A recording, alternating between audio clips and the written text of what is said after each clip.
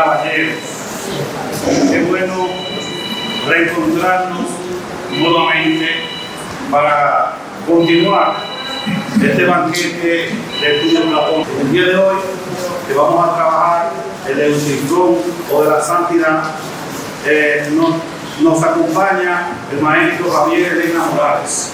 También es bueno destacar que el maestro Javier Elena Morales en el año 2009 fue un gran forjador y luchador para que se fortaleciera la enseñanza de la filosofía en el currículo del nivel secundario de la República Dominicana, y también que comenzaran los pequeños artículos para que se pueda hacer también en la educación primaria.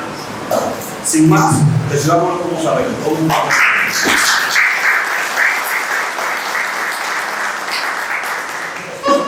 Bien, muy buenas tardes.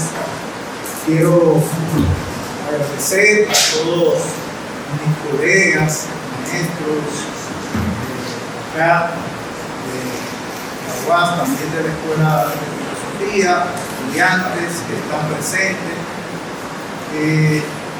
Lo que nosotros vamos a tener hoy es un diálogo de filosofía. Ya nosotros sabemos que el diálogo impera. En este caso yo voy a hacer algunos planteamientos en cuanto a este diálogo de Platón, y luego entonces pues realizamos ya un diálogo más extenso.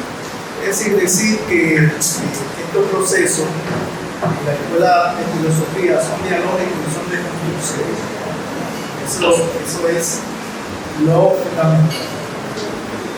Bueno, el diálogo Eutifrón, en algunas traducciones sobre la piedad, el tema fundamental de la santidad, ya vamos a ver en qué contexto Platón lo dice.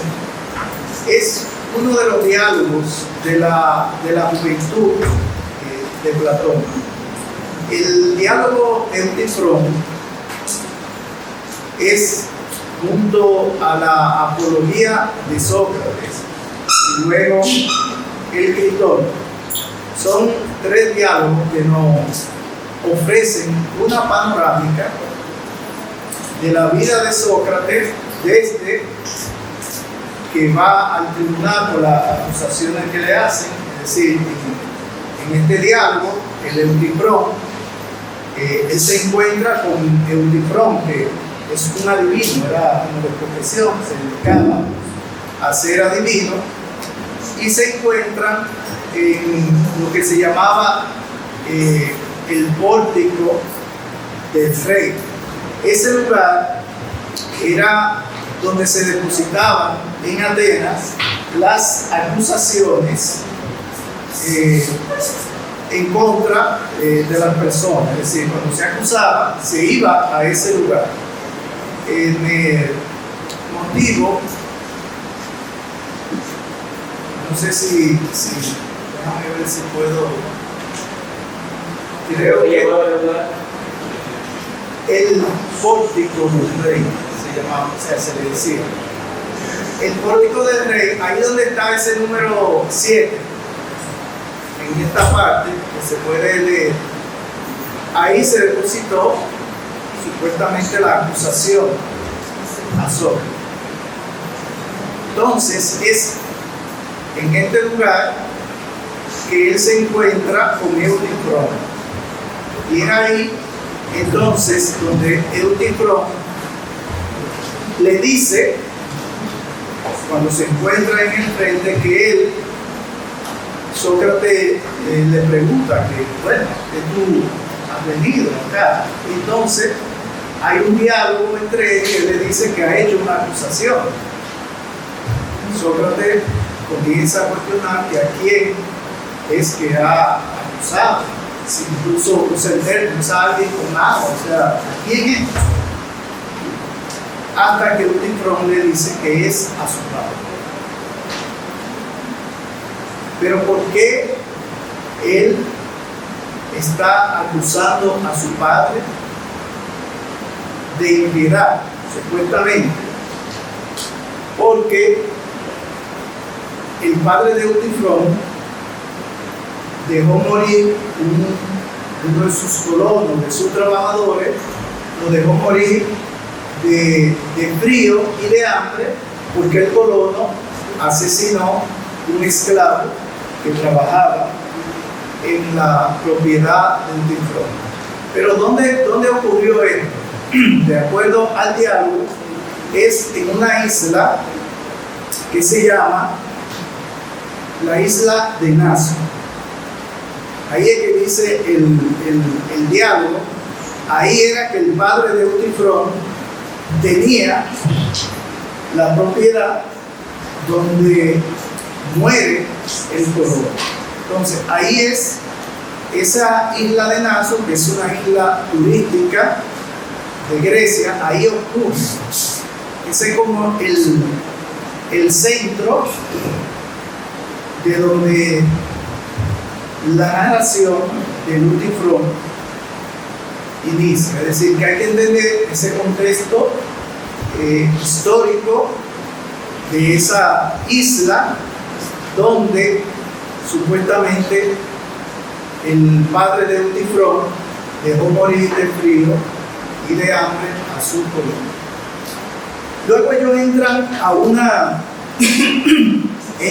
a un diálogo donde ya después que Eutifrón dice que era su padre, entonces Sócrates dice que él también ha sido acusado, tiene una acusación, y la acusación que pesa sobre Sócrates es que supuestamente él ha creado dioses nuevos, ha corrompido la juventud con sus enseñanzas, y esto era, como decían ellos, una especie de demonio familiar. Esa expresión de demonio familiar era que lo que él estaba, la acusación que pesaba sobre Sócrates era que lo que estaba haciendo contradecía lo que estaba establecido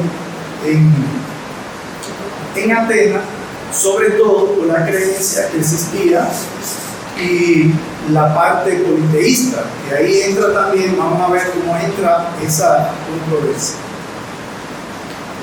Después, como de esa, pudiéramos decir, de esa introducción en el diálogo de lo que ocurre con Sócrates y Eutifrón, queda claro que Eutifrón hace la acusación a su padre y Sócrates también tiene una acusación. Ellos se encuentran cuando Sócrates va a entrar a defenderse. Lo que continúa en la defensa de Sócrates, aquí solo es hablando previo ya a cuando Sócrates entra al tribunal, que es en la apología. En la apología de Sócrates es que se desarrolla todo el proceso del juicio que le hacen a Sócrates, y ya en el Cristón es donde ya Sócrates está en la cárcel, y entonces ya ha sido enjuiciado. Supuestamente eso es una imagen, la que encontré, donde fue la cárcel donde posiblemente tuvo Sócrates antes de que tomara la cintura. Bueno,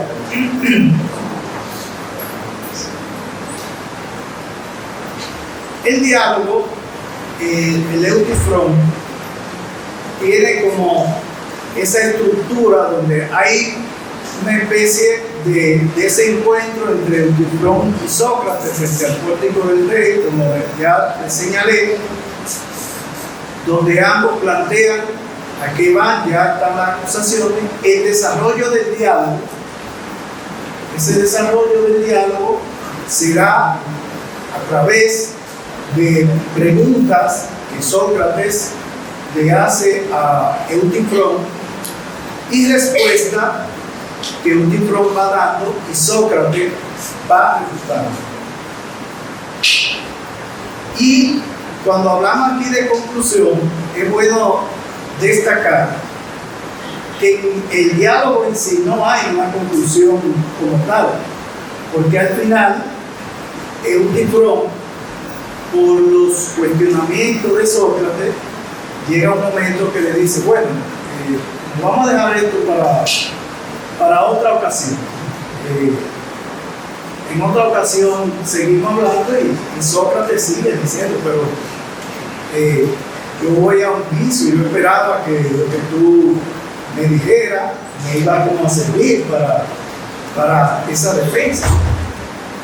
Y hay otro también, cada vez que Sócrates le interpela a Eutifrón, hay momentos en que Eutifrón, al sentir el cuestionamiento de Sócrates, le dice, no entiendo lo que me está diciendo, o tu cuestionamiento como que me tiene un poco confundido, pudiéramos decir así, porque Sócrates comienza a hacerle señalamiento. Pero pienso que el diálogo, por su misma estructura, como está estructurado, mediante aporías que se plantean a partir de puntos de vista que muchas veces no pueden ser comprobados.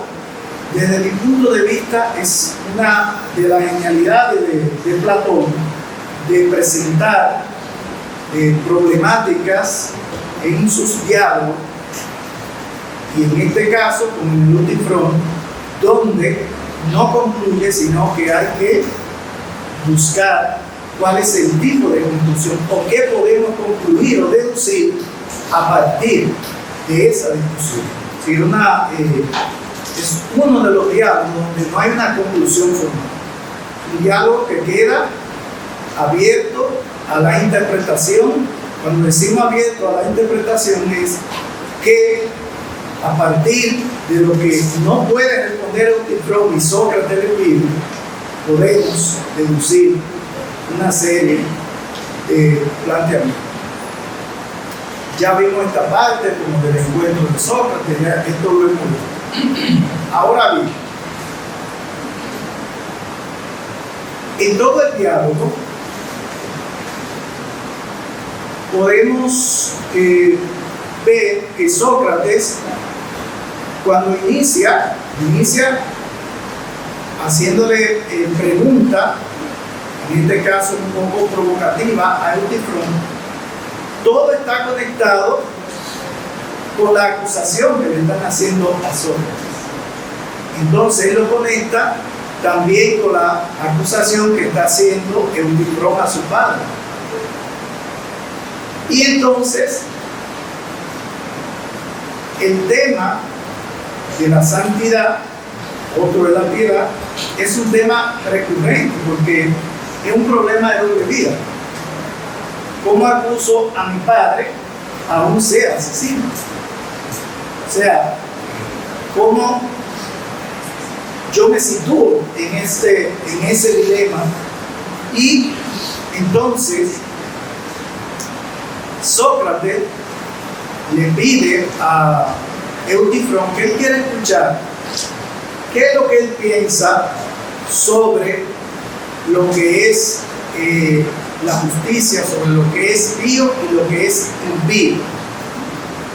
En algunas traducciones, sobre lo que sería santo, lo que sería lo más auténtico posible de reconocer y lo que no es. La primera definición que da Eutifrón de lo que sería lo pío y lo impío es que para él perseguir al que comete una injusticia, sin importar que sea su padre, un familiar o quien sea, sería como lo santo o lo justo.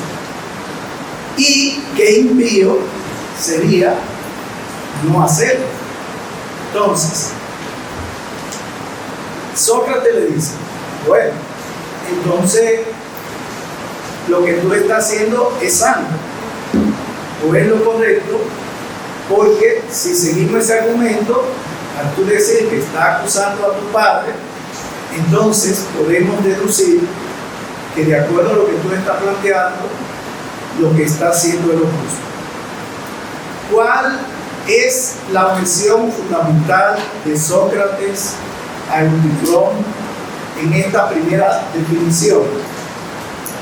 Es que él le dice: lo que me plantea se queda en una parte del problema, pero no abarca lo esencial.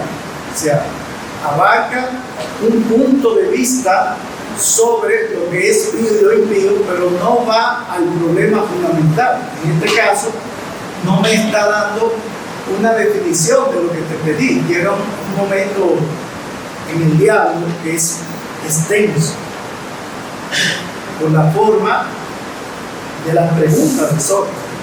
Ustedes saben que se decía que a Sócrates le llamaban el aguijón de Atenas por su forma de él preguntar, de él incidir.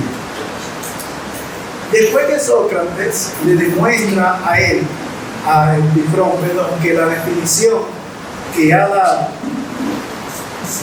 es necesario revisarla porque realmente se queda como en un vacío en cuanto a si es justo o no es justo el problema con los dioses. Entonces Sócrates pasa a un segundo momento donde hay una segunda, pudiéramos decir, definición de Eutiquón. Entonces, esa segunda definición, él asume que santo es lo que agrada a los dioses. Lo justo es lo que agrada a los dioses.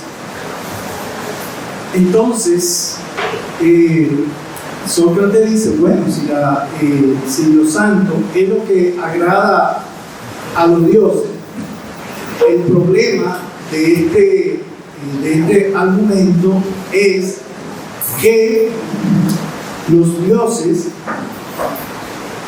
no siempre, o sea, no podemos decir que todos los dioses, y cuando hablo de todos los dioses, estoy ubicado en Grecia, una sociedad politeísta, para que se entienda esta parte. Él le dice, no todos los dioses están de acuerdo en lo que es santo, en lo que es justo y en lo que no es justo. Entre ellos mismos, dice Sócrates, tienen diferencia. Entonces, si asumimos que lo santo es solo lo que agrada a los dioses y lo impío es lo que les desagrada, ¿qué ocurre o qué ocurriría cuando existen diferencias entre los dioses? ¿Qué va a ocurrir ahí? Cuando existan algunos que no crean en lo que es justo, ahí entonces va a venir un problema conceptual. Y Sócrates lo que está tratando de decirle es, el planteamiento que me está haciendo queda confuso en el sentido de que al mismo tiempo, indirectamente, me está afirmando, aunque no lo diga, que es correcto lo que es justo y lo que no es justo. ¿Por qué lo dice?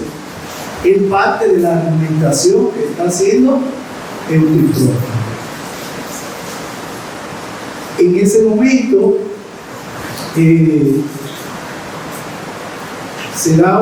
hay un momento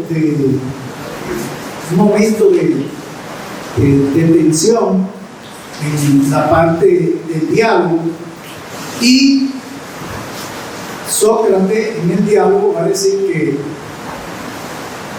que ser amado de los dioses es una propiedad de la santidad, no su esencia. Y ahí va otra crítica a Eutiquón.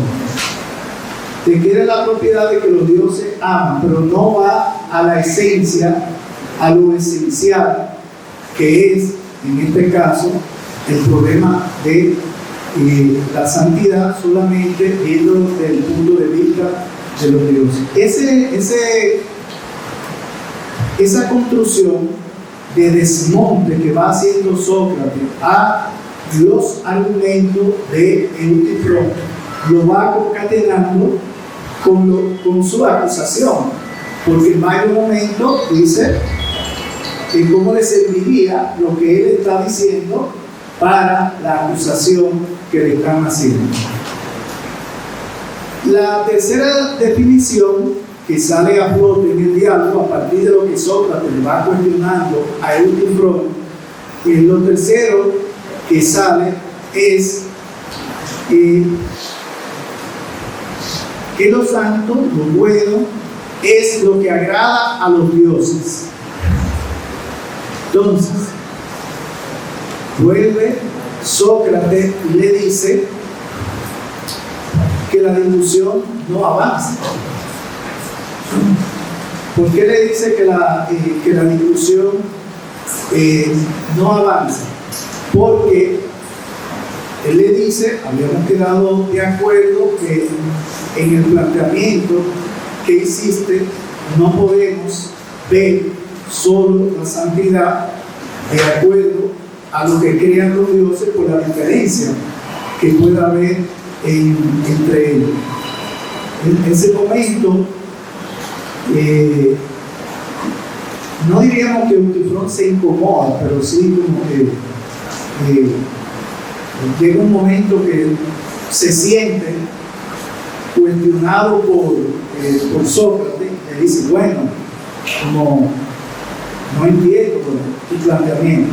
O sea, precisamente porque Sócrates va hilando y está tratando de conectar lo que él está diciendo y llegar, como él le dice, no me hable solamente de una cualidad, háblame de lo claro y distinto, de lo esencial. Y en ese momento, dentro de las refutaciones, la piedad, según Sócrates, hay una discusión si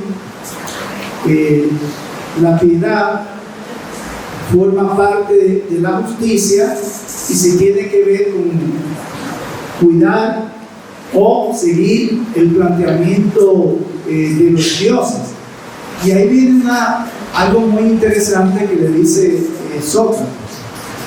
Bueno, si yo digo, afirmo esto, ¿qué diferencia habría, por ejemplo, entre una persona que cuida un animal, en este caso vamos a decir un caballo, un perro, pero si cuida un animal con la finalidad, por ejemplo, si cuida un caballo con el objetivo de que pueda ganar una carrera, ¿qué diferencia habría con lo de los dioses? No podemos cuidar a los dioses en este argumento. ¿Qué ocurriría? Entonces, ahí Sócrates dice, no me queda claro el argumento. Por lo tanto, el planteamiento de cuidar a los dioses no me queda claro. La cuarta definición que Eutifrón plantea en el diálogo es que la santidad es agradar a los dioses en oraciones y sacrificios. Sócrates le dice, bueno, pero eso es como una especie de tráfico, de negocio entre los humanos y los dioses.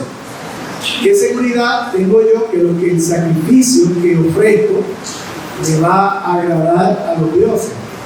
Con el fondo, lo que ofrezco no es porque yo estoy esperando algo a cambio.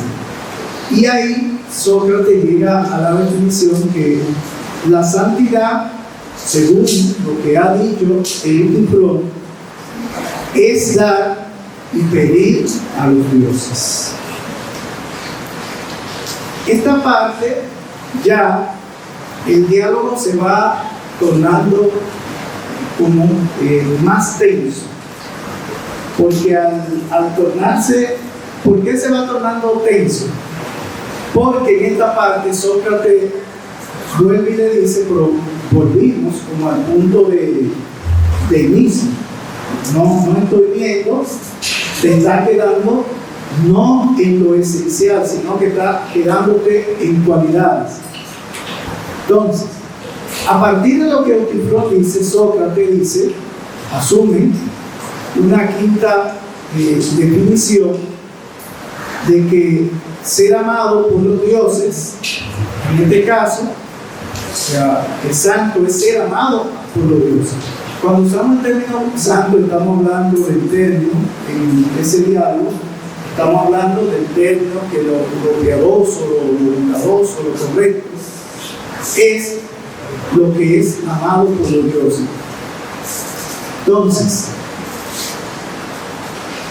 Sócrates le dice, habíamos quedado que lo santo y lo agradable a los dioses no es lo mismo. Entonces, vuelve Sócrates y le dice, tenemos que volver al punto de origen porque no ha encontrado una definición. Es ahí cuando Eutifrón, o sea, cuando Sócrates le dice, tenemos que indagar sobre el planteamiento que hemos hecho, porque siento alguna debilidad. Es en ese momento donde Eutifrón le dice a Sócrates, bueno, será en otra ocasión, y deja a Sócrates hablando, y Sócrates dice, bueno, yo esperaba Eutifrón que este diálogo yo iba a tener argumentos para defenderme en el tribunal, pero al dejarlo de esa forma, Sócrates entiende que no lograron el cometido en el diálogo. ¿Qué es importante en el diálogo de Eutifrón? Una problemática actual, o sea, se plantea una problemática que sigue teniendo vigencia en nuestra sociedad. Por un lado tenemos la versión de si lo bueno, si lo justo es justo porque lo determinan los dioses, o si lo justo y bueno es justo porque es esencial en sí. Sócrates en un momento le cuestiona a Eutifrón que él asume que lo justo es solo porque lo asuman los dioses, no porque es una acción buena en sí. El diálogo tiene vigencia también porque, como le decía ahorita, esas aporías que se van viendo en el diálogo, donde hay situaciones que no se resuelven, también nos remiten a muchas situaciones de nuestra sociedad actual, donde quizás creíamos que algunas situaciones no se iban a dar y se están dando. Quizás no creíamos que en pleno siglo XXI íbamos a tener guerras y exterminio, pero lo tenemos. Es decir, en este caso, en algún momento escuché argumentos, por ejemplo, en el caso de Israel, que lo que ellos estaban haciendo era bueno, porque estaban siguiendo lo que decía la Biblia. Y se referían a lo que en un momento se plantea en la Biblia, que Job maldice a uno de sus hijos, a Canaán. Entonces ellos hacen como Palestina está a nivel territorial, lo que es parte de lo que era Canaán. Ellos comenzaron a plantear que lo que estaban haciendo era justo porque estaban siguiendo lo que planteaba un mandato bíblico. Entonces ahí viene la discusión. Matar personas de esa manera, exterminar, puedo decir que estoy siguiendo la voluntad de los dioses,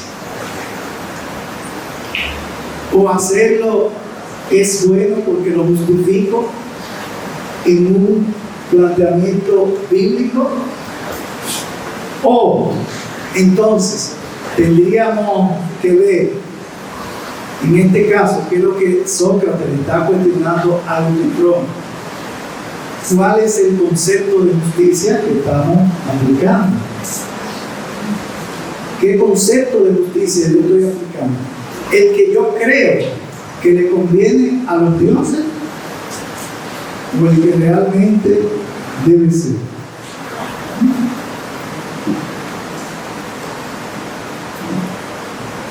Un médico judío en un campo de exterminio nazi decía: no tengo duda de la preparación de esos médicos nazis que están experimentando con nosotros. Pero ¿qué ocurrió? ¿Qué pasó? Que llegaron ahí. O sea, el problema no es del conocimiento, sino el problema es de la acción. Entonces, cuando Sócrates le dice a Euthyphron, lo que tú estás planteando es una cualidad de lo que pudiera considerarse bueno, no se puede aplicar a todo, porque pudiera, en ese argumento, pudieran decir en Israel, por seguir un mandato bíblico, están determinando y están haciendo algo bueno.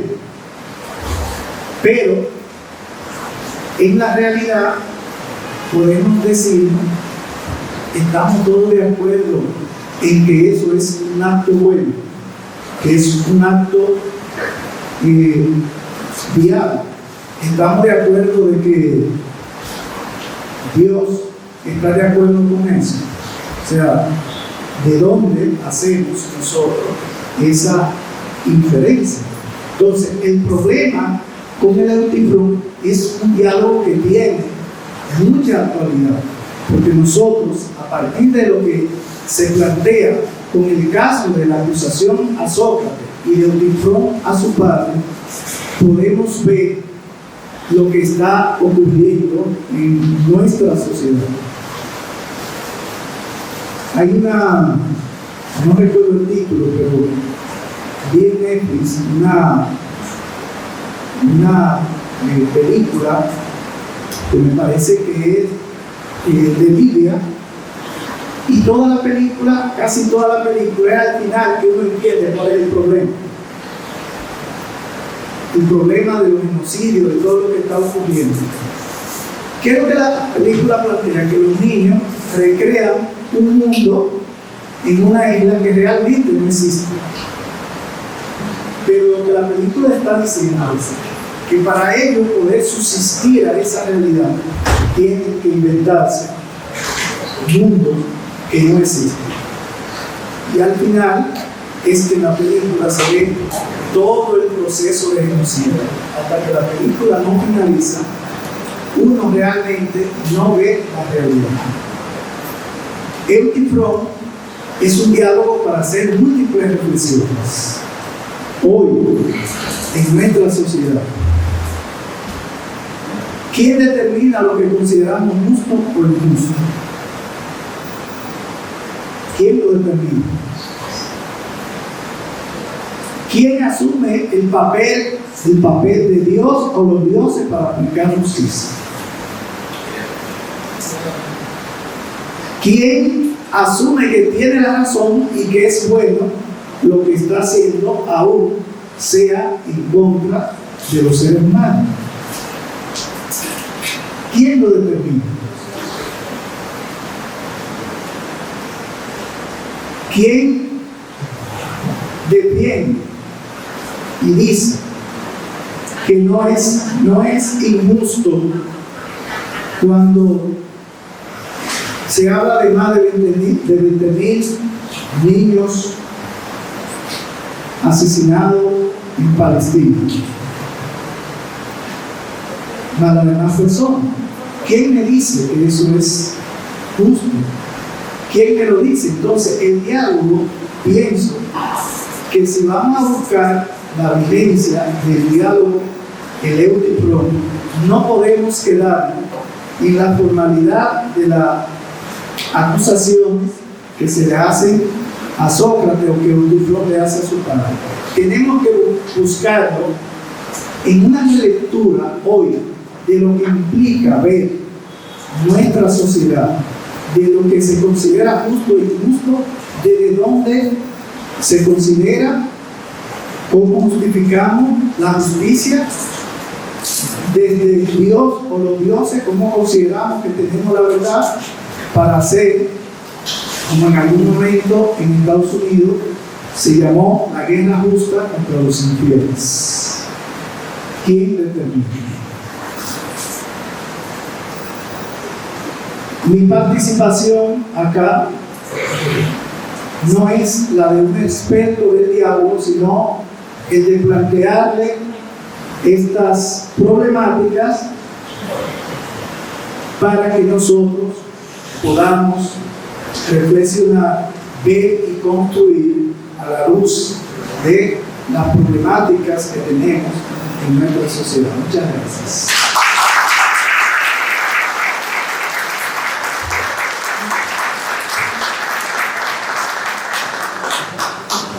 Entonces ahora continuamos con las participaciones, todo lo que quiera un turno. Ya tenemos 1, 2, 3, 4, 5. Comenzamos con esos 5. Entonces usted refiere la pregunta a una, la quiere preguntar a una, la quiere preguntar. Entonces, como una orden así mejor. Bueno, doctor César. Solo una reflexión que me llevó mientras escuchaba. Pero enterrado en un texto de historia, se narra que cuando los españoles llegan a América, le presentan a Moctezuma la Biblia, diciéndole que es la palabra de Dios. El rey se pone la Biblia en el oído y le responde: tu Dios es mudo. Hoy los dioses parecen estar mudos. Entonces, ¿a quién acudir para poder discutir lo justo y lo no justo? Si al preguntarle a los dioses ellos no responden absolutamente nada. Refuerza lo que estamos, el planteamiento que estamos haciendo y los cuestionamientos que le dice, se hace Sócrates a Euthyphron. Sí, si tú me dices que justo es lo que los dioses entienden por justo, pero cuando en la argumentación sabemos que no todos están de acuerdo en cuanto a este concepto, ¿qué ocurre? Pero en lo que usted está planteando, maestro, ahí surge, de acuerdo al planteamiento de Sócrates, dos problemáticas. La número uno: ¿quién aplica la justicia en nombre de los dioses? Sí, ¿quién se atribuye que lo que está haciendo es bueno en nombre de los dioses? ¿Y quién reclama que lo que están haciendo es injusto en nombre de los dioses? Posiblemente, en los dos planteamientos, ambos, uno esté diciendo que lo que hace es justo, pero otro injusto. Posiblemente en la Inquisición, cuando se acusaba a una mujer porque era partera, de que era bruja, en la mente de ese inquisidor, él entendía que estaba haciendo la voluntad de Dios. Ahora, ahí viene el cuestionamiento nuestro. O sea, ¿cómo tú me vas a decir que esto es la voluntad de Dios? Pero en el fondo, es verdad, a veces en nuestra sociedad, uno dice, pero ¿qué es lo que ocurre? ¿Qué es lo que pasa? ¿Por qué esto se está replicando de nuevo cuando supuestamente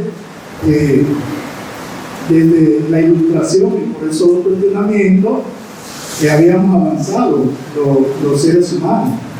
Alberto Cortés tiene una canción que dice que de tantos disparates me dan ganas de volver a convivir con los primates, refiriéndose a nuestra sociedad. A mí me gustó que su forma de concluirlo fue prácticamente igual que el diálogo. Tiró el dilema y lo dejó aquí. a que ahora nos rompamos la cabeza. A ver qué conclusión sacamos. Yo quería aportar más bien la postura que tira ahí Sócrates, que sería el realismo moral y la teoría del mandato divino. O sea, por una parte están los que dicen, bueno, la moral nace por Dios. Dios es la moral, Dios pone la moral. Pero eso plantea el problema, bueno, ¿qué tal si Dios hace algo malo y por el hecho de que Él lo hace, entonces se vuelve bueno, siendo vamos a hacer lo malo? En la misma Biblia, en nuestra Biblia moderna, en una sociedad cristiana como la nuestra, tenemos actos divinos de Dios en la Biblia que son muy cuestionables, son severamente cuestionables, como la matanza de niños, etc.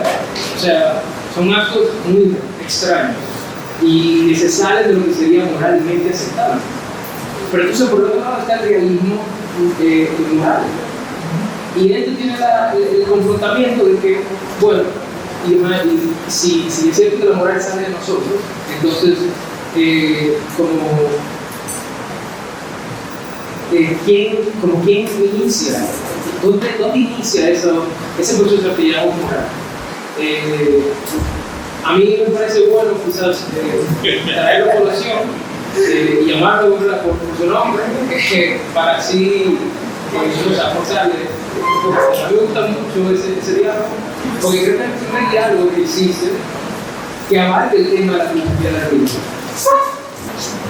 El diálogo en sí plantea un dilema, ¿verdad?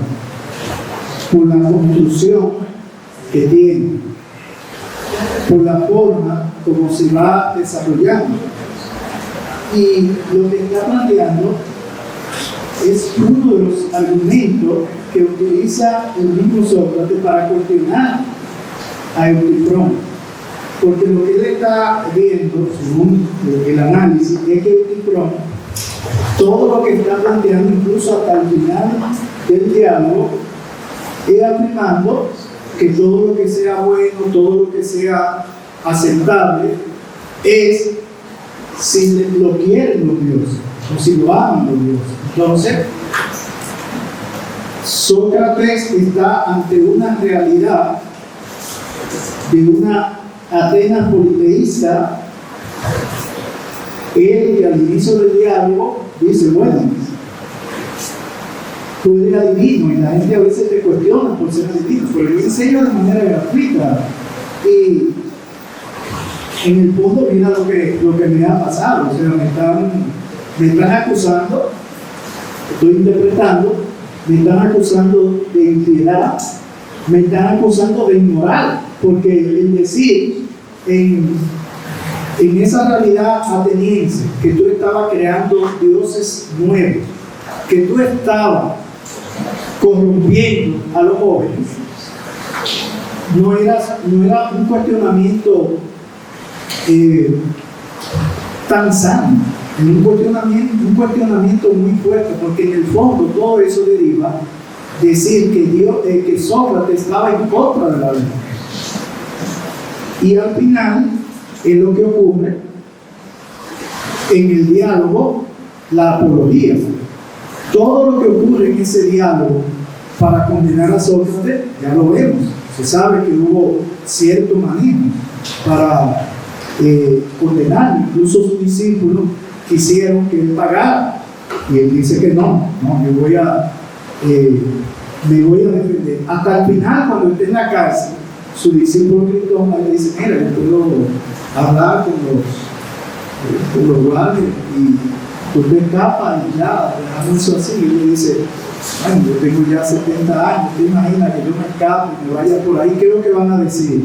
Ahí va Sócrates, el que corrompió a los jóvenes, que no cumplió con la ley ateniense, y ahí es que dice, yo nací bajo la ley ateniense y voy a morir bajo la ley ateniense. O sea, hay un problema moral, pero también hay un problema que trasciende que está relacionado con la ley y la justicia, que va en el fondo al camino de quien realmente aplica la justicia, si lo que se está haciendo es bueno porque es justo en sí o porque me lo diga un Dios, o si lo que yo estoy haciendo interpreta o reafirma de acuerdo a lo que yo digo que eso es lo que quiere la voluntad de Dios, o para referirnos al lenguaje de Sócrates de los dioses. Bien, nos quedan 2 turnos en esta primera ronda de la chica señora y el caballero. Como usted está más cerca, 4 turnos.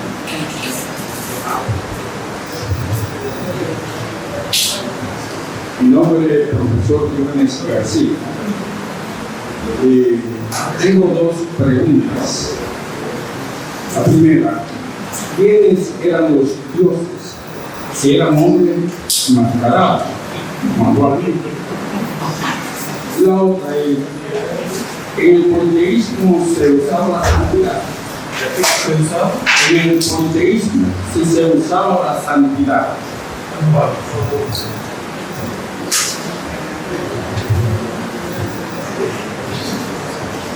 Bueno,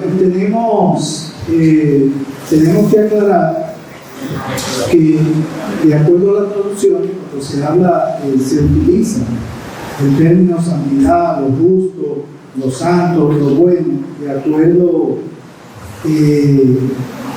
al diálogo, es precisamente uno de los cuestionamientos que le está haciendo Sócrates a Eutipron. Sócrates lo que le está diciendo, lo que tú me estás afirmando es como que los dioses han dictaminado que eso es de esa manera, que es así. Pero entre los mismos dioses hay diferencia. ¿Cómo nosotros podemos decir que lo que ellos dicen es o no de esa manera? Y ahí es que viene un problema que les decía ahorita, que en nuestra sociedad, en nombre de Dios, podemos cometer muchos desabsurdos, muchas situaciones de violencia se pueden justificar y se pueden hacer. Entonces, lo otro que me decía del politeísmo, bueno, ustedes saben que en la mitología griega, existen construcciones colectivas sobre lo que son los dioses. Los dioses pueden estar enmascarados dependiendo de cómo los humanos. Porque si asumimos, por ejemplo, que determinada persona es en nombre de Dios o en nombre de los dioses, si lo asumimos de esa manera, aún esté enmascarado, el Dios está muy vivo en una mentalidad que lo recrea, sea o no sea de esa manera, porque la acción que está haciendo, la acción que está ejecutando, está justificando, vuelvo de nuevo, la crítica que le hacía Sócrates a Eutipron. O sea, ¿cómo yo digo que eso, que realmente los dioses quieren eso? ¿Y quién ha dicho, quién dijo que porque yo haga un sacrificio, eso le agrada a Dios? ¿Cómo sabemos eso? ¿Cómo sé que porque yo diga, estoy asesinando personas, eso le agrada a Dios? Pero el problema de los dioses es que cuando se hacen construcciones humanas y colectivas, nuestra acción puede justificarlo o no. Ahí es que radica el problema, porque le justificamos con acciones concretas, justificamos acciones donde pudiéramos decir, sí, eso es correcto, porque yo lo quiero.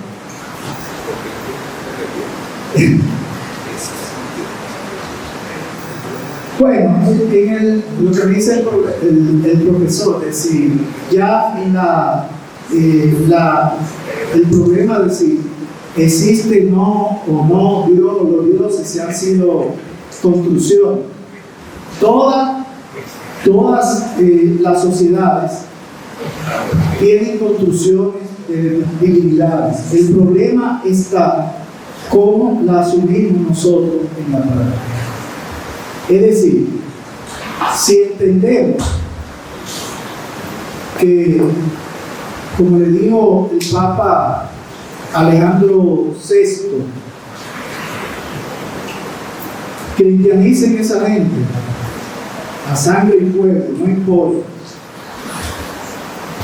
Y en nombre de Dios, en latín se le leía el requerimiento que decía que su tierra eran de la Santa Iglesia Católica y de los Reyes Católicos, y que lo que, si no estaban de acuerdo con lo que ellos estaban haciendo, lo iban a pasar por la sala.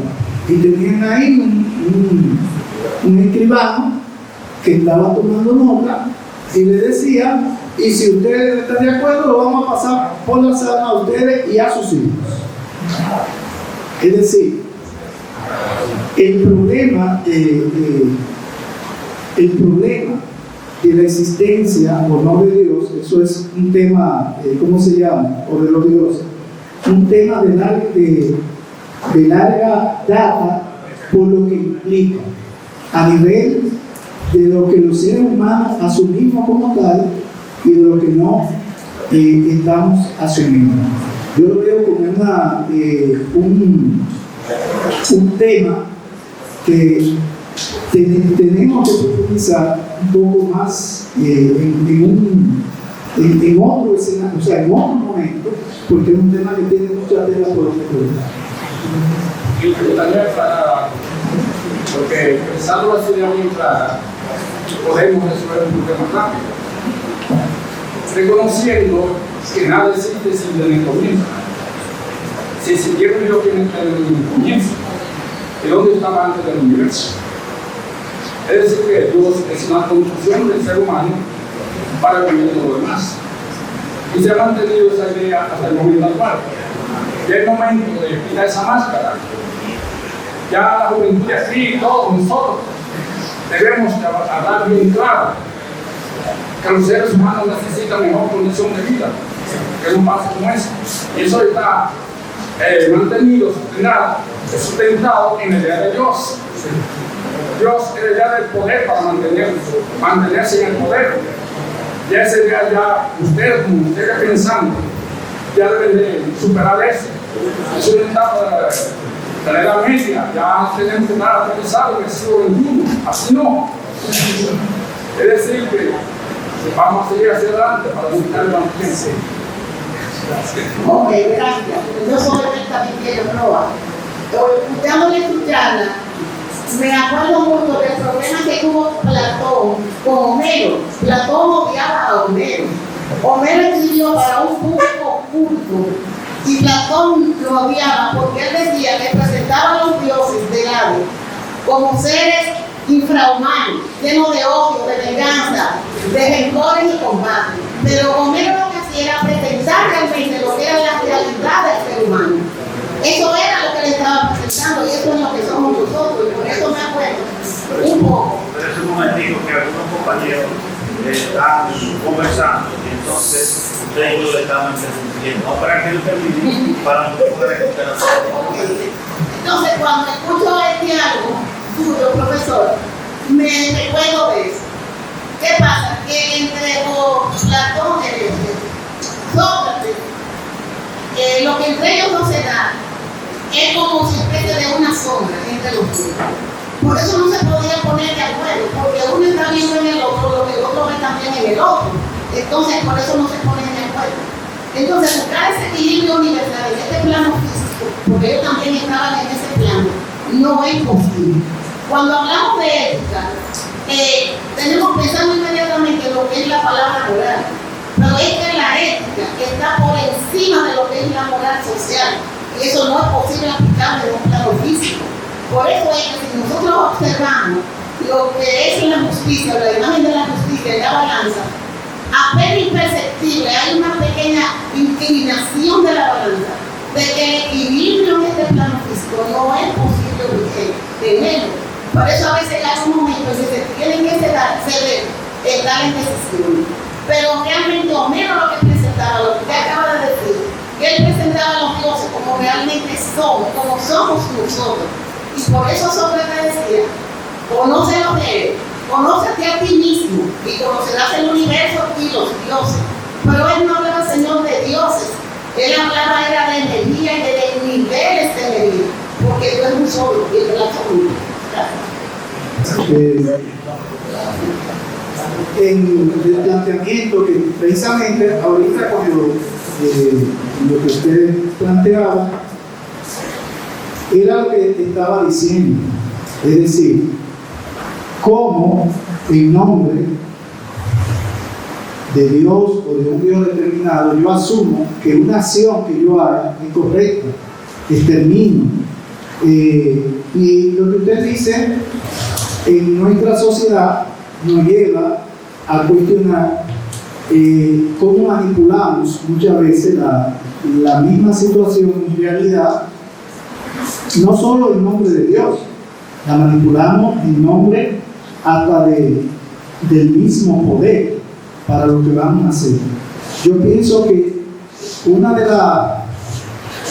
las misiones de la filosofía en esta sociedad, en este siglo XXI, donde hay guerras y conflictos, es no perder la visión humana, la visión de humanidad.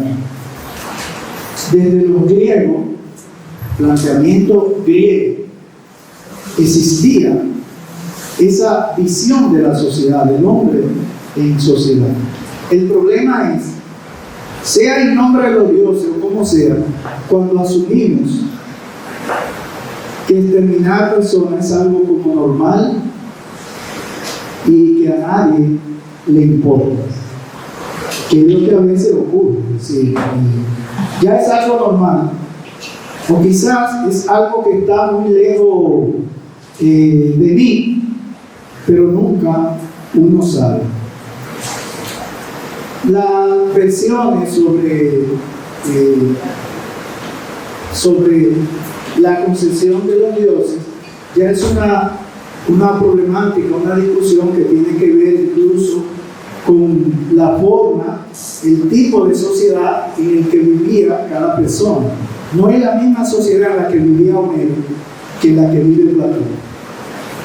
Son sociedades muy diferentes. Homero vive en una sociedad donde posiblemente una interpretación del mito tenía mucha fuerza. Ya Platón vive en una sociedad donde ese tipo de interpretaciones han sido cuestionadas. Entonces hay que situarlo como en esos dos planos para no verlo de manera inevitable. Quiero felicitar al doctor Javier Elena. Me encantó la interpretación que usted hizo del diálogo, la trascendencia hasta nuestros días. Yo creo que eso es muy valioso en el análisis de los diálogos platónicos, traerlo a la actualidad.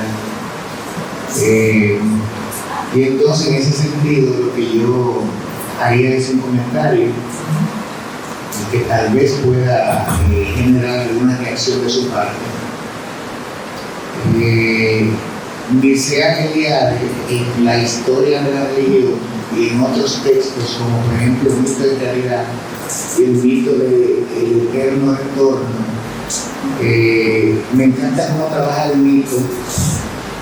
Le dice, eso no es verdad ni es mentira, es una realidad porque existe como un discurso histórico que han creado las sociedades para minorar sus temores ante lo desconocido, ante el más allá, y también para darle sentido a la vida. De manera que desde los orígenes prehistóricos de la sociedad, desde que se formaron los grupos, las tribus, también los diferentes, por ejemplo, Sigmund Freud tiene una teoría del origen de la religión. Cada pensador tiene una teoría muy interesante de cómo se conformaron esas religiones. Y en ese sentido parece que porque pese a los avances de la ciencia y de la tecnología, tal vez el egoísmo del hombre no ha permitido que las enfermedades principales sean erradicadas o todavía no ha logrado, tal vez como debería, alargar la vida del ser humano y disminuir, vamos a decir, colocar a mayor distancia la vejez y eliminar la muerte. Ojalá que la ciencia pueda hacer eso, para que entonces eliminemos todos los mitos de las sociedades y la gente no se deprima. Porque las sociedades crean sus dioses para dar sentido a la vida. Esto es lo que yo entiendo, que en ese sentido, sin que se vea la filosofía como enemiga o adversaria de la cultura, la educación desempeña un papel importante en base a principios universales, en base a una ética y al estudio de las diferentes morales como insumo para enriquecer el acervo cultural de las personas, en temas religiosos también, cómo adoran a diferentes personas.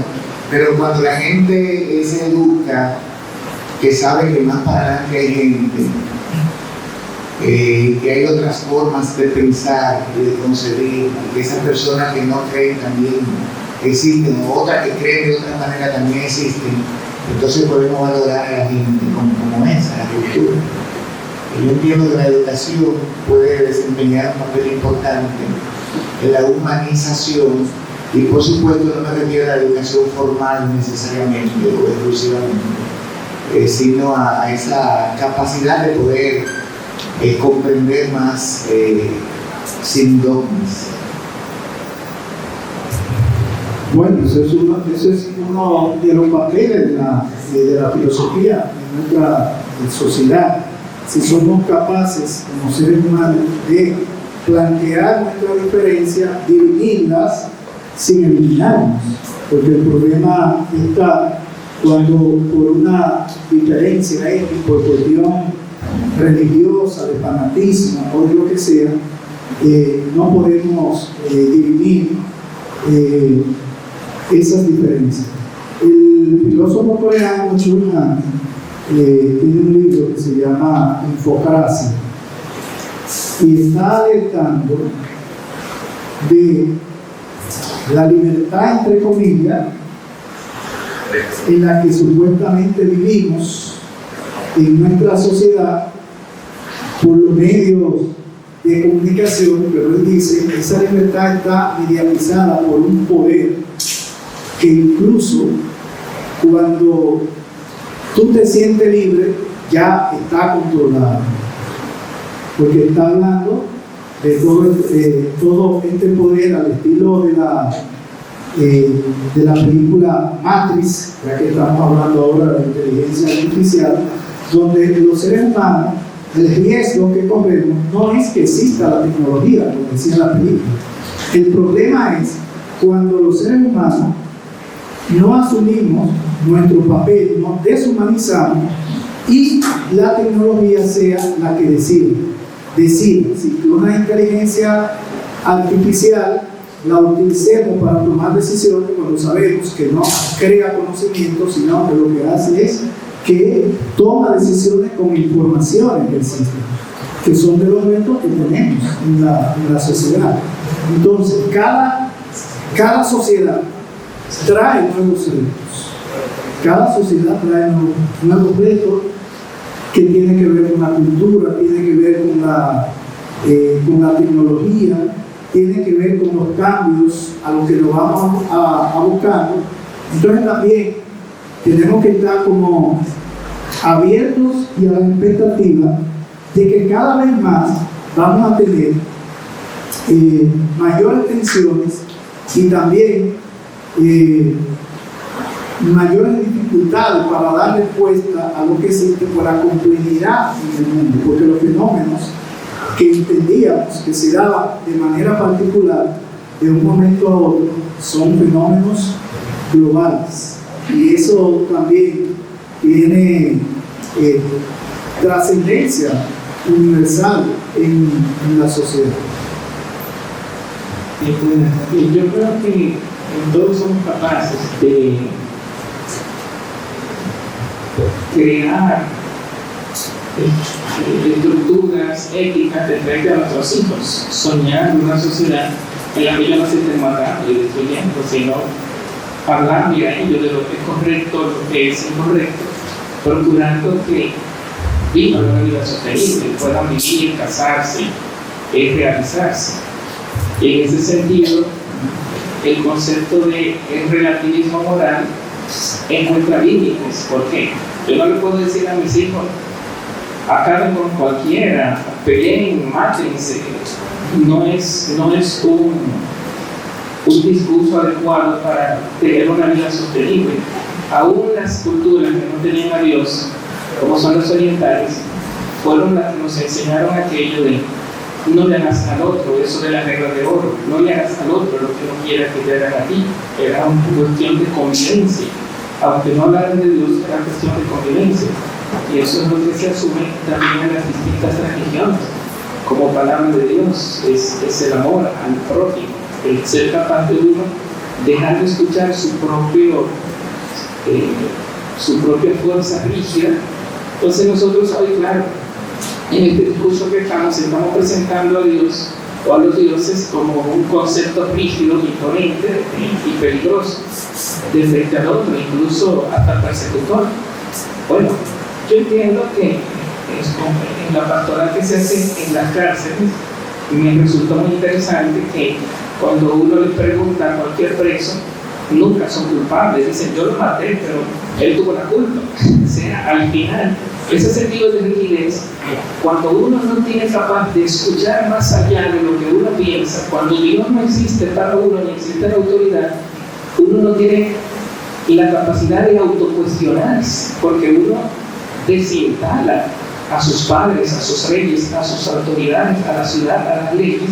Entonces, si no existe nadie por encima de mí, yo me hago rígido, porque es una lucha de poder. Ese es el problema en un mundo de dioses, no de Dios, sino de dioses. Si hay varios dioses, pues hay una lucha de poder, pues yo no sé en cuál Dios confiar. Pero en el momento en que nuestros hijos nos dan la razón, ellos mismos se descartan, aceptan el castigo. Ya papá se encarga de eso, ya la profesora se encarga de eso. Y nosotros mismos, como hijos de Dios, si tenemos la creencia de que hay una autoridad, tenemos esa capacidad de desinstalarnos de nuestras propias rigideces, en ser capaces de pensar más allá del propio pensamiento y pensar si lo que estoy pensando o decidiendo es correcto. Y yo creo que eso es la verdadera moral, la capacidad uno de desinstalarse de su propia rigidez ante situaciones límites, para no cometer estragos peores o sobrelimitarse ante situaciones que resulten duras. Las justicias tienen que ser multiplicadoras y buscar un mundo, una humanidad más vivible y mejor, a grandes rasgos, como yo lo entiendo. Coincido en algunos aspectos, como te plantea Martín, es decir, en el sentido de que en la sociedad en la que vivimos, el poder de la convivencia y de entendernos como seres humanos tiene que estar por encima de todo. Incluso miren el ejemplo de lo que ocurre con San Pablo cuando va a Atenas, que se encuentra, él predica un solo Dios, pero se encuentra una Atenas que es politeísta, o sea, que cree en varios dioses. ¿Y qué hace Pablo? Me pongo a discutir con esta gente que ellos, porque creen en varios dioses, son paganos, o introduzco mi Dios, que es el que yo quiero que ellos también escuchen. ¿Y qué hace Pablo? Cuando lo llevan al Areópago, los filósofos estoicos y los epicúreos lo sacan del público y lo llevan al Areópago, que era un lugar bien, que era para los grandes personajes plantear su punto de vista. Y Pablo se pone de pie y le dice: varones atenienses, todos sé lo que ustedes son muy religiosos, porque andando por ahí vi un altar que dice al Dios desconocido o al Dios no conocido. Entonces, como Pablo no era tonto ni perezoso, ese es el que yo predico, el que ustedes llaman desconocido. ¿Cuál es el contexto que le estoy diciendo? Pablo tuvo que enfrentar un problema cultural. Cultural en el sentido de que, o como decía Martín, de una manera rígida, digo, es lo que yo estoy diciendo de esta manera, o si yo busco una manera dialógica para escuchar a los demás. Sabemos que Pablo tenía cierta formación por Gamaliel, cierta formación, que tenía conocimiento de la ley, y desde sus discusiones con los que dice: no le voy a predicar más al pueblo hebreo, me voy para los gentiles. Pablo tiene que hacer él mismo un cambio de estructura mental para poder salir fuera de esa estructura. Entonces pienso que es un reto, Martín, para nosotros en la sociedad actual. Es un reto la convivencia, un reto porque asumimos posturas extremas, muchas veces en nombre de Dios, muchas veces en nombre del poder, muchas veces porque yo decida que es así. Entonces, convivir en esta sociedad es un reto que se torna cada vez más complejo por las aristas de este mundo en el que estamos viviendo y por las situaciones que se van agregando cada día. Soy un bárbaro hablando en el arte. Voy a mencionar algunos aspectos que algunos negativos aquí. Pero el decano se refirió a Freud, a un texto de Tótem y Tabú, ¿verdad? El problema del padre, la construcción del padre. El nombre del padre se parece a la frase antigua, aquella que dice que el hombre inventó a Dios a su imagen y semejanza. Y pienso que montado en ese discurso que Freud se plantea en todo ese tabú la construcción de los dioses. Y Michel Yade, que también mencionó el decano, hay que decir que importantiza el mundo. Pone sobre la mesa el problema del discurso de la mitología, no de la simple regulación del mito, sino de la importancia que este tiene en este contexto cultural. Bueno, tema para otro banquete, ¿no? Entonces, yo retomo a poner en la mesa, porque como soy un bárbaro hablando en el atrio, así como un poco inadvertida mi planteamiento. Yo estoy preguntando sobre el problema de la mudez de los dioses. Y yo insisto en ese punto. De la mudez de los dioses. Yo insisto en ese punto porque creo que allí es donde podemos encontrar alguna salida a la paradoja. La salida a la paradoja es que si los dioses existen o no, no importa. Existan o no, no responden, son mudos. Y por consiguiente, si son mudos, nos arrojan al mundo. El primer problema filosófico vinculado a ese especialismo, ¿verdad? Estamos arrojados al mundo. Por tanto, tenemos una responsabilidad que yo entiendo que la evadimos cuando se la atribuimos a los dioses. Y segundo, otro problema filosófico también es volver a los imperativos categóricos, que tampoco tienen a los dioses en el centro. En ambos casos los actos son mi responsabilidad, la mía. Pero creamos a los dioses a nuestra imagen y semejanza para evadirnos de esa responsabilidad.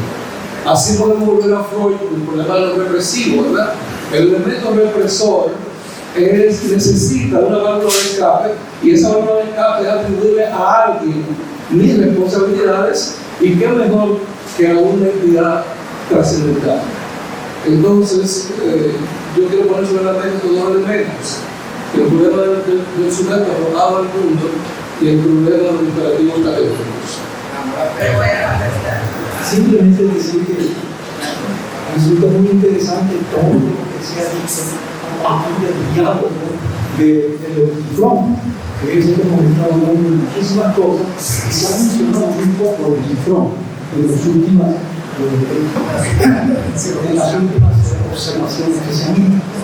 Yo quiero volver un poco al diálogo que dice a lo de Tifrón. Y un gran compositor musical llamado Schubert compuso una vez una sinfonía que quedó inconclusa. Se llama así, por cierto, la inconclusa, y es una de las más hermosas con dos melodías, todo tiene dos movimientos, cuando una sinfonía debe tener cuatro, pero son dos movimientos extraordinarios. Entonces yo comparo un poco el Tifrón con esa sinfonía inconclusa. ¿Por qué? Porque en realidad el tema que se trata, que es el de la piedad y la impiedad, lo pío y lo impío, ¿no? Es un tema que durante todo el diálogo se va elaborando, pero que nunca llega a una conclusión. Ni lo hace Sócrates, ni mucho menos el Tifrón, que sale bien corriendo. Y es muy interesante el diálogo también desde el punto de vista literario, desde el punto de vista, diría yo, humorístico, porque Sócrates siempre con esa ironía socrática lo trata a Tifrón como el sabio. Se supone que el Tifrón es un adivino. Naturalmente en nuestra sociedad no existe ese oficio, digámoslo así, ¿no? Por lo menos profesionalmente. Pero lo trata como el sabio, y que él viene a ser un alumno, un discípulo del Tifrón, que quiere aprender de él, porque la situación es exactamente la contraria entre el Tifrón y él. El Tifrón va a acusar, mientras que Sócrates es acusado, va a defenderse. Entonces Sócrates aprovecha la circunstancia para ver qué voy yo a aprender acerca de la impiedad, porque se me está acusando de impiedad a mí. Y al final no sabemos qué es lo pío, qué es lo impío. No lo sabemos, pero sí sabemos una cosa, que un Tifrón no sabe nada. Un Tifrón no sabe nada y sale corriendo y se va, ¿no? Porque no puede responder a Sócrates. Eso es lo que pasa en ese diálogo. Y yo creo que es un diálogo muy divertido.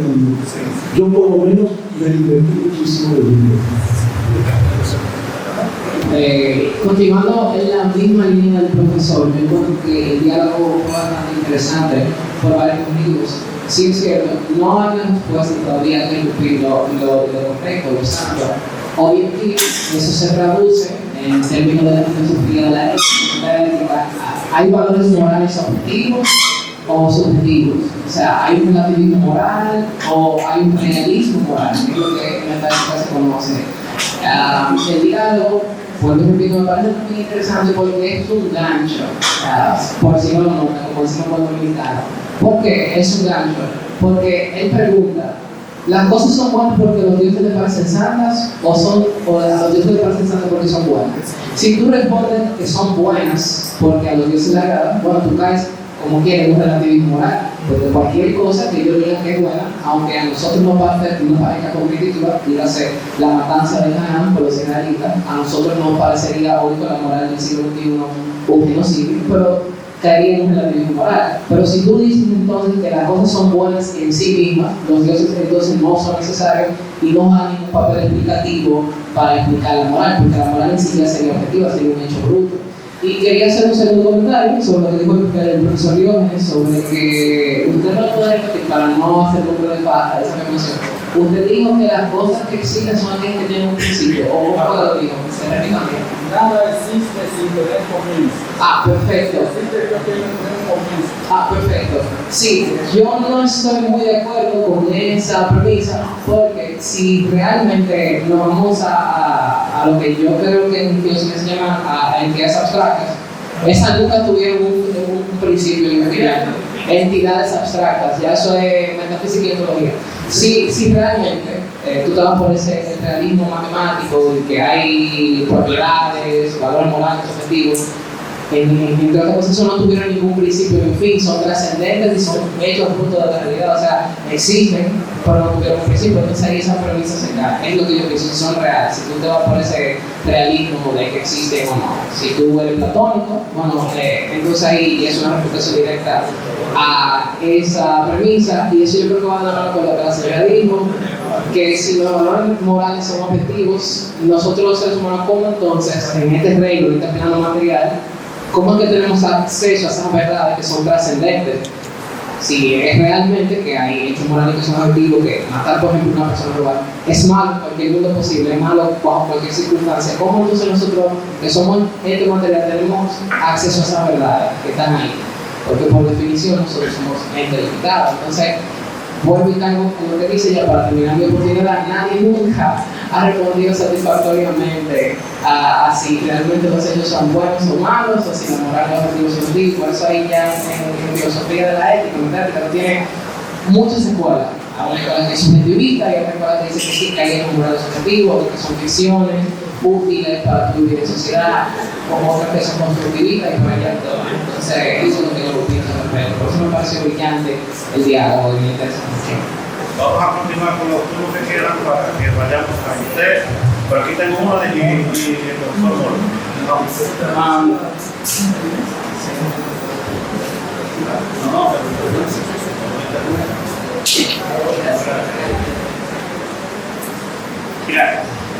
Buenas noches. Primero, gracias por poderme participar, tener una intervención. Felicidades al señor Javier por su trabajo y su presentación. Yo tengo dos preguntas y luego voy a pasar a Sócrates por la piedad. La primera pregunta es: ¿puede definirse la piedad y lo que es moral o depende de las supuestas opiniones de los dioses? La segunda pregunta es: ¿cuál es el papel de la razón en todo esto? Y voy a parafrasear a Sócrates, como dije, diciendo lo siguiente: ¿es la piedad piadosa porque lo aman los dioses o los dioses lo aman porque es piadoso? Muchas gracias. Profesor Moro, después Guillermo. Una aclaración. Bueno, primero, un placer estar aquí. Es la primera sesión del año. Muy bien estar. Bueno, a mí lo que me gusta es contextualizar los diálogos, porque teniéndolo contextualizamos, a veces se nos va muchísimas cosas. Yo creo mucho en la contextualización del saber filosófico, de un diálogo y todo eso. Entonces, hay una figura, un intelectual, que es el autor de la Paideia. Él tiene otro libro que menciona menos, que se llama La teología de los filósofos griegos. Cuando yo estaba trabajando en mi tesis sobre la ilustración doctoral, me leí ese libro y él dice que todo el pensamiento griego está atravesado por una teología, un Dios que lo atraviesa transversalmente. Pero ¿qué sucede? Eso hay que leerlo atendiendo al momento histórico en que está viviendo Grecia, en el momento en que se escriben los diálogos. Porque hay una crisis del ámbito de lo religioso. Hay una crisis profunda. Hay una descreencia en los dioses de la ciudad. Y ahí es que yo quiero, está la figura de Enojo de Colofón, que ya está buscando un Dios universal, y está buscando los dioses de la ciudad, porque está relativizando poco también. Aunque hay un absoluto en él, hay un relativismo referido a los dioses de la ciudad. Recuérdense bien que los hombres, la creencia de los dioses, ya Colofón lo ve como un asunto cultural. En función de la cultura, la gente pensaría que un Dios es chiquito, es blanco, uno modo, o es feo. Ese es el nombre, contextualizando la creencia y vinculándolo con la cultura. Entonces, en lo que yo quiero que caigamos cuenta es que hay una crisis de la creencia religiosa de los dioses de la ciudad. Y que recuerden que a Sócrates no se le está acusando de no creer en los dioses de la ciudad, no de no creer en Dios. Es un matiz. Por eso mi palabrita aquí nada más por eso vale. No es, la creencia es, a Sócrates se le acusa de dos cosas: de no creer en los dioses de la ciudad y de tratar de corromper a la juventud. Esa es la acusación. Pero que en el fondo nosotros, los que estudiamos la apología, Alejandro, por ejemplo, es especialista en eso. Yo me lo he leído muchísimas veces motivado por el mismo Alejandro Alberto, yo no era acuerdo. Ahí en la apología, uno lee claramente que la acusación hacia Sócrates tiene una motivación política. Sí. O sea, que Sócrates es una víctima del ambiente social y político de la época. Entonces, eso es importante. Y luego, recuérdense que están los sofistas actuando en el escenario, para que veamos claramente. La tesis de Protágoras, el hombre es la medida de todas las cosas, es una tesis contra Dios. Porque todavía en el último diálogo, creo que lo dije aquí, en el último diálogo de Platón, que son las leyes, él está todavía diciendo, no, contestándole a Protágoras, de que Dios es la medida de todas las cosas y no el hombre. O sea, hay un conflicto en la tela profunda alrededor de ese problema, porque hay una diferencia y está la tradición teológica que está en Grecia. Entonces eso tenemos que situarlo para entenderlo bien. Ahora bien, recuérdense bien que con Sócrates se produce un giro antropológico. Eso hay que sacarle su lado también, porque hay un giro antropológico en Sócrates. Ese giro antropológico me convoca a lo plenamente humano, no a lo divino y a lo sagrado, y lo estamos dejando pasar aquí como un elemento esencial del momento histórico en que se escribe el diálogo, y que están todos de alguna manera, particularmente los primeros diálogos, están dedicados a Sócrates, con Sócrates.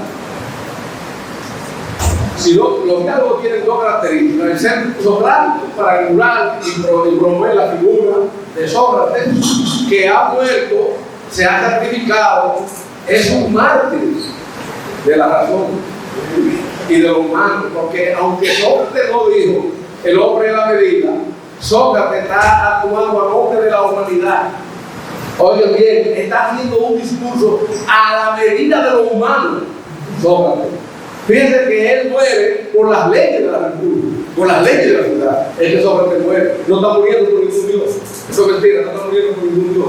Está muriendo por las leyes de la ciudad.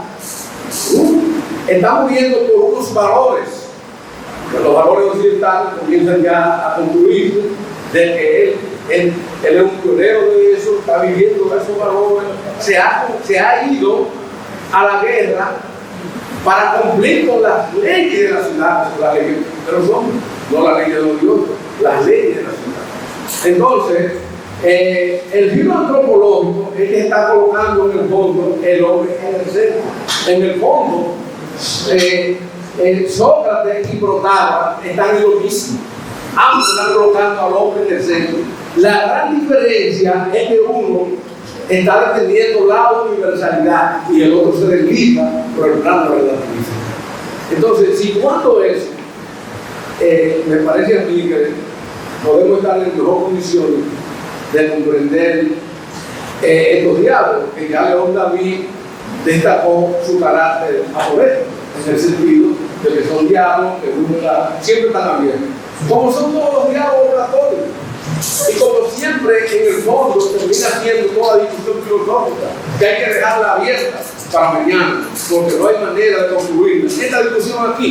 Queremos nosotros acá, vamos a terminar esto, tenemos otro momento discutiendo el tema. Muchas gracias.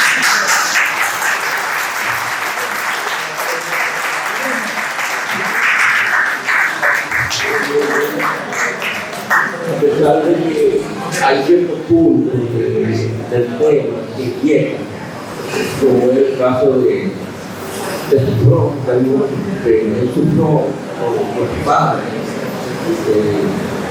el caso de Sócrates y la Cristina. No sé por qué se hace tan difícil la definición de la piedad. Yo creo que a partir de ahí, incluso todos nosotros tenemos que tener una idea. Usted tiene la primera. Aunque no hay bien la idea de lo que es la piedad. Enfatizar algunas inquietudes que parece se han creado entre los estudiantes, y por eso voy a decir lo siguiente. Yo creo que esa pregunta filosófica que ha generado este diálogo, que es, aunque David León enfatizaba que nos habíamos olvidado de sin embargo, nos olvidamos porque genera preguntas filosóficas, todos los diálogos de Platón. Entonces, esa pregunta filosófica sobre si existe Dios o no son centrales realmente, porque se está planteando el problema del agrado de los seres humanos frente a los dioses y de los dioses, su resiliencia frente a los seres humanos. Entonces, la primera pregunta es ¿de qué dioses hablan? O está hablando de Dios ahora en términos modernos. Entonces, yo quería decir, a propósito de los estudiantes, y lo que yo creo ha generado inquietud entre algunos es que a esta altura de mi vida, yo creo que la creencia en Dios y la no creencia en Dios puede perseguir, buscar lo justo, lo pío, lo honesto, porque se tiene el prejuicio de que el ateísmo plantea el no todo vale. Y no es cierto. El relativismo moral, por ejemplo, no existe en Sartre, no existe en Heidegger, aunque es fuente de la posmodernidad que sí lo plantea. Bueno, hay lectura, no existen muchos otros filósofos. Tú puedes, dentro del ateísmo, de espalda no agradar a los dioses, buscar el universal, realmente aplicar la razón y la ética. Por supuesto, eso no impide, y yo tanto admiro al profesor que ha desarrollado excelentemente bien su diálogo, y creo que no alrededor, pienso yo, de una creencia en Dios, sino al margen de eso. ¿Cómo admiro al profesor al lado de Astacio? Excelente, porque sí creo que hay problemas en los cuales las dos posiciones exigen una explicación, por ejemplo, del dolor, de la muerte, y entonces como que nos vemos obligados a hacer metafísica. Y el filósofo y la filósofa tenemos que ser claros frente a los estudiantes y esclarecerles ese tipo de cosas y conducirlos a buscar en las diferentes posiciones. Yo creo que precisamente de eso se trata, de leer todas las posiciones. Muchos entienden que la mitología es irracional, porque precede la filosofía lo racional. Otros consideran que el mito todavía forma parte de lo racional. Entonces, todas esas cosas tienen que explicarse.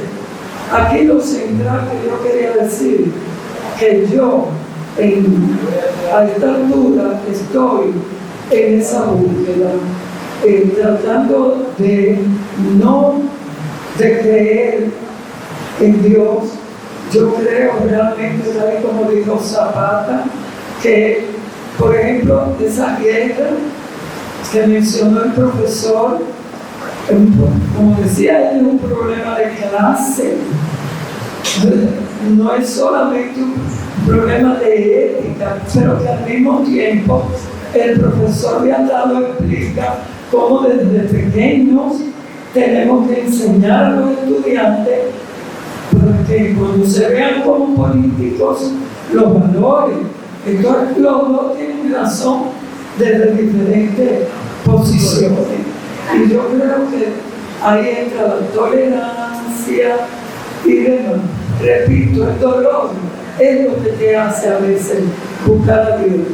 A esta señora se le acaba de morir su hijo hace 5 o 8 días. Tú te preguntas, ¿dónde está la justicia de Dios?